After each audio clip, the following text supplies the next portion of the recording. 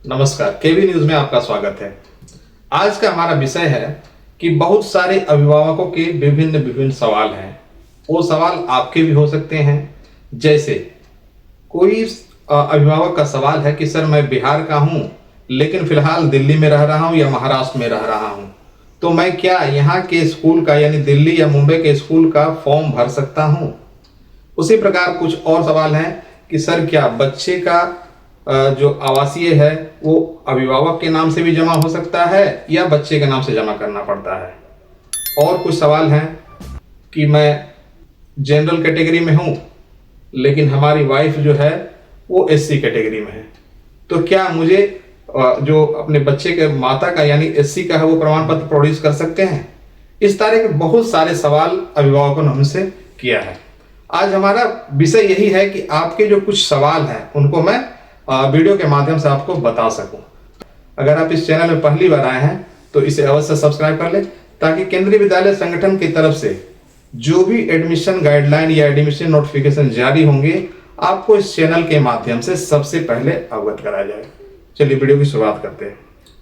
अगर आप बिहार के हैं या फिर किसी अदर स्टेट के हैं और आप फिलहाल दूसरे जगह पे रह रहे हैं यानी दूसरे स्टेट में रह रहे हैं, मान लीजिए कि आप अभी फिलहाल दिल्ली में रह रहे हैं और आप रहने वाले बिहार के हैं, तो क्या आप दिल्ली के स्कूल में जो केंद्रीय विद्यालय है उसके फॉर्म भर सकते हैं।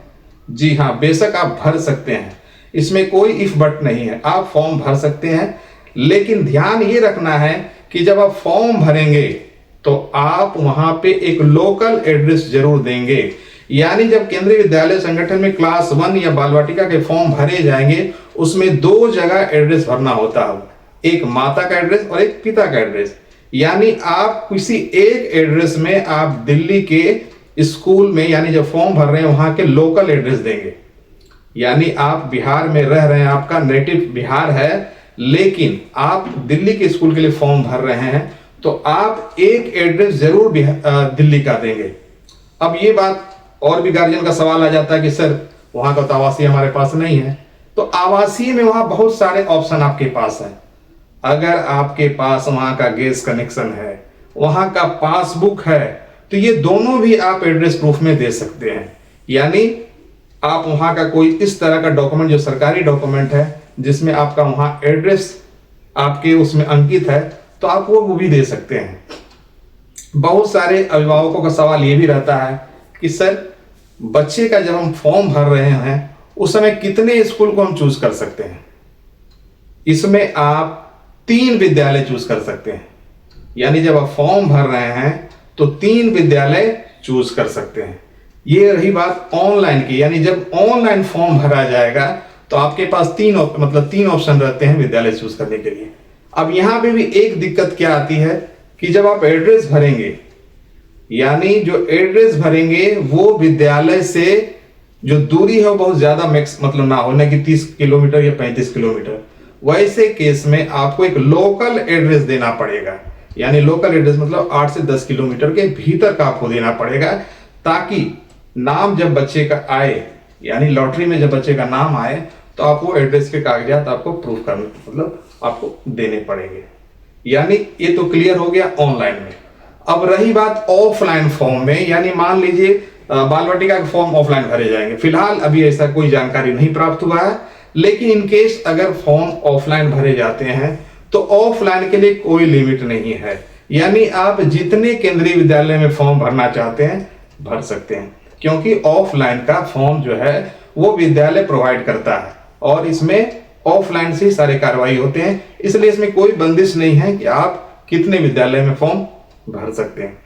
अब एक सवाल और था कि माता जो है वो एससी कैटेगरी में है और पिता जनरल कैटेगरी में है, तो यहां पे क्लियर कर देना चाहते हैं कि इन केस में जो पिता के जो कास्ट है वही आपको फॉलो करने होंगे।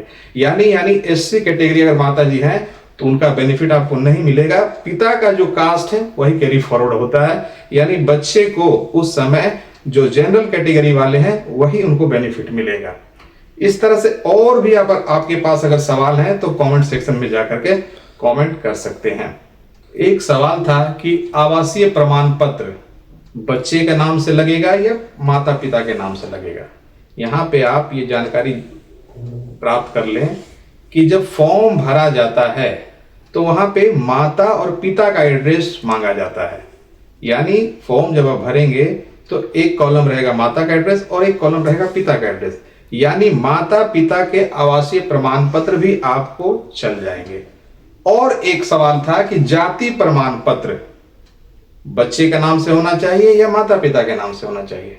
एडमिशन में अगर नाम बच्चे का आ जाता है तो आप अगर माता या पिता के नाम से बना हुआ है तो आप एडमिशन के समय उसे प्रोड्यूस कर सकते हैं, इसमें बच्चे का नामांकन हो जाएगा। लेकिन आपको 3 महीने का समय दिया जाएगा ताकि आप बच्चे के नाम से जाति प्रमाण पत्र बना करके आपको जमा करना होगा। यानी अगर एडमिशन के समय में बच्चे के नाम से जाति प्रमाण पत्र नहीं बना हुआ है तो आप गार्जियन यानी अभिभावक के नाम से भी दे सकते हैं, यानी पेरेंट्स के नाम से भी आप दे सकते हैं। एडमिशन हो जाएगा, लेकिन आपको 3 महीने का समय दिया जाएगा। इस तरह से जो भी आपके सवाल हैं आप कमेंट सेक्शन में जाएं और कमेंट करें, आपको उत्तर मिलेगा। अगर वीडियो अच्छा लगे हो तो इसे लाइक कर दें और चैनल को सब्सक्राइब कर ले और बेल नोटिफिकेशन आप यानी बेल को आइकॉन को जरूर प्रेस कर लें ताकि नोटिफिकेशन, क्योंकि फरवरी माह चलने लगा है, किसी भी समय केंद्रीय विद्यालय संगठन जारी कर सकता है नोटिफिकेशन एडमिशन संबंधित। इसलिए आप चैनल के साथ बने रहें, आपको जल्द से जल्द यानी जैसे ही संगठन जारी करेगी सूचना आपको चैनल के माध्यम से अवगत कराया जाएगा। आपका बहुत बहुत धन्यवाद।